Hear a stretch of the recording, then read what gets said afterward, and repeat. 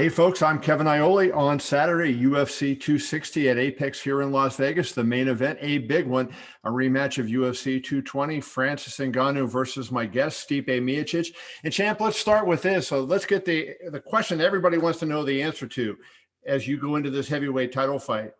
What did the Cleveland Indians do without Francisco Lindor this year? I know, right? It's a little rough. He's a hell of a player, but they'll find a way. We have a great manager, and I think we always find a way. Yeah, no doubt. Well, I was sad to see that move happen because he was a great player. This is a rematch. You're getting used to rematches. You fought the same guys, DC and Francis Ngannou, for now over 3 straight years. How much different do you expect this match to be? Do you see anything different in Francis, or do you think the two of you are cooked and you pretty much, other than with little refinements, you are what you are? No, we definitely. He's definitely got a lot better. We evolve in the sport. It's part of the game. If you don't evolve, you're not going to keep up. And he's definitely evolved. He's worked on everything. Striking's even better. He's working on the ground. I think he's definitely working on everything. So have I. I know I'm getting older, but I've gotten better. I feel way better, and I feel great. You fought 4 heavyweight champions, I think it is, multiple times with some of them. You've really had a murderer's row of this. At 38 years old, what motivates you to keep doing this? I mean, I'm sure, you don't have to do this to make a living, right? Why do you keep wanting to put yourself through all the agony of these camps, and as long as you've been doing this? I like winning. Winning's fun. I like competition. It keeps me going. I think it keeps me young, and also taking care of my family, making sure my family's taken care of and all that. Do you like that? Some guys talk about that feeling you get when you're nervous, right? And you're a little bit, you get out there and like that feeling is also something, right? And when you're facing guys like DC and Francis, guys that, you can put you out with one punch. I mean, that has to be part of it too, I would think. Is it? Well, I'm sorry. You broke up a little bit. I apologize. I'm just saying, that's sort of a little bit of that nerve factor. Like, do you like overcoming that nerve factor in the fight when, that guy on the other side of the ring can knock you out with one punch? And, is that sort of a cool feeling to have to be able to face those nerves and be able to then overcome it? Yeah. It's like riding a bike. The more times you do it, the easier it gets. But with fighting, it's good to have nerves, like good, like excited nerves, more like, like almost like adrenaline. You're just here. And, if you don't have those nerves, you're not ready. And I think just having that, because you never know what's going to happen. That's the best thing about fighting. You never know what's going to happen. And I think just it's good to have. And it's good.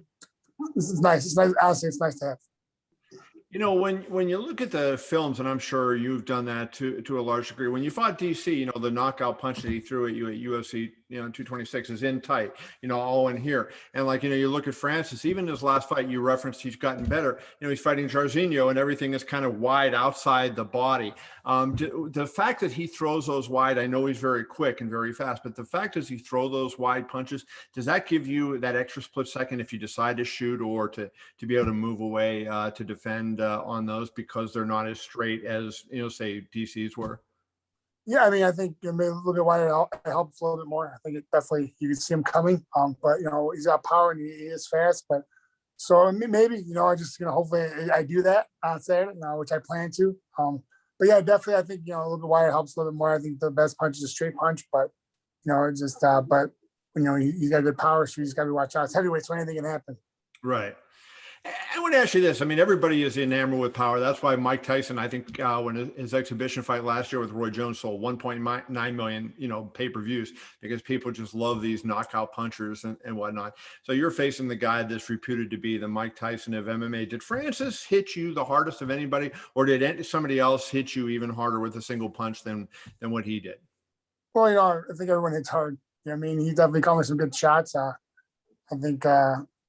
Yeah, I mean, I remember, it was so long ago, but he did hit me hard, and that was good though. I mean, I got touched up, but that's part of the game. That's what I signed up for. So, you do get hit, you get bruised. You have a reputation, even though you lost that one fight by knockout, you have a reputation as a guy with a really good chin. I don't know if that's a good reputation to have or not. No. You don't want to be getting whacked. But my question would be this: do they feel like, can you tell the difference in certain guys punching, from others, or is it like once you get to a certain level, everything is hard? Well, I think it doesn't matter with the big guys. the heavyweights is just you wear those small gloves. It's going to hurt either way. Some guys hurt more, and it just depends if you get caught right in the right spot and stuff like that. So it just depends. I don't know. I really never thought about that in the middle of a fight. Like, wow, man, this guy really, I have like thought about that, but not to the extent of kept thinking about it because it's a fight, so I can't worry about it too much. Right. How much stylistically do you think the fight, if any, will change from UFC 220 when you were able to take him down a lot? And, even though that, there was some, stand-up battle, I think most people think of that fight and they think of you beating him up on the floor.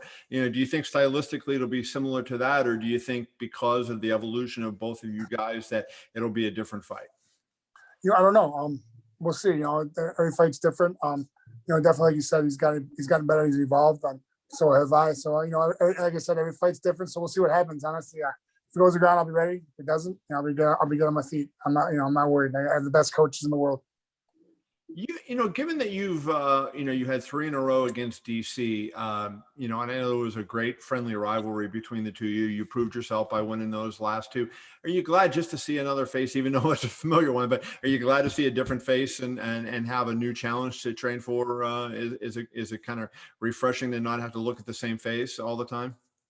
Yeah, but it's what we do. We fight the best guys, and we had a trilogy, and it is what it is. It's the fans what the fans wanted and all that too. And it's a totally different matchup. Because DC's is shorter and he's compact and he's tight and he's a wrestler. And then you have Francis who's bigger, long arm, he's harder and doesn't really go to the ground. So it's like totally different, 2 different worlds.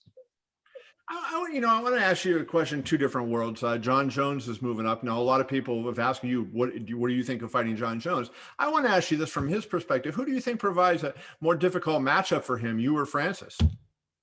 I don't know. I never really thought about it, because right now I'm all worried about Francis. That's all I care about, Saturday night.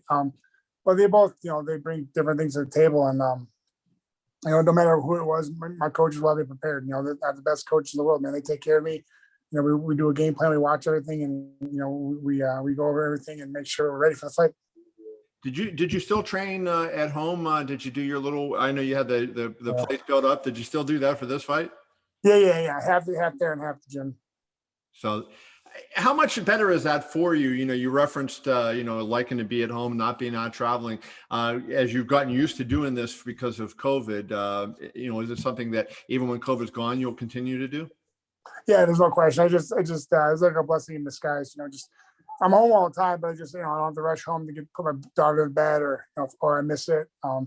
She's there with me, and I get done working out. She comes down and plays with me after, and she has fun, and it's great to have. It's just a good feeling that I'm at home.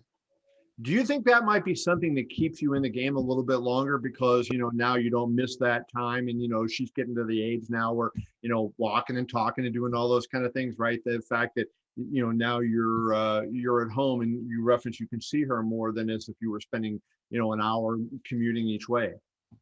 Yeah, no, definitely. Yeah, 100%. I think so. I think,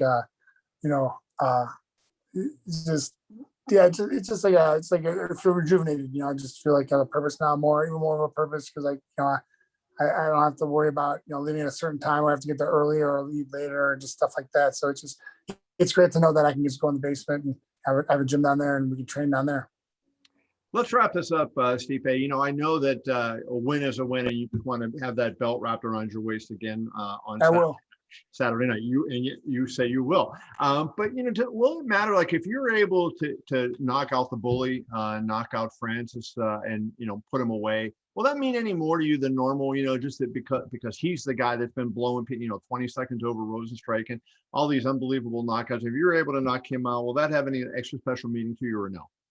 Of course. Knockout's a knockout, man. I love knockouts. To me, the fight's undone early. Usually. So, no doubt. Well, brother, I appreciate it, and I appreciate one other thing. You're not bringing up the NFL playoffs and mentioning the Steelers and Browns, so I owe you for that one. And always good to see you, my man. Good luck on Saturday, bro. You too, sir. Have a great day. All right. Thank you. Miocic. We'll see you soon.